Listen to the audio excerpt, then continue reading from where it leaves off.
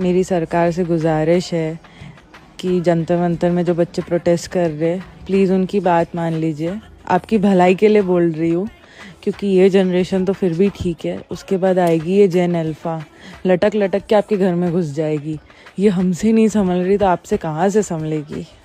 मेरी सरकार से गुजारिश है कि जंतर मंतर में जो बच्चे प्रोटेस्ट कर रहे हैं, प्लीज़ उनकी बात मान लीजिए। आपकी भलाई के लिए बोल रही हूँ, क्योंकि ये जनरेशन तो फिर भी ठीक है, उसके बाद आएगी ये जेन अल्फ़ा, लटक लटक के आपके घर में घुस जाएगी। ये हमसे नहीं संभल रही तो आपसे कहाँ से संभलेगी।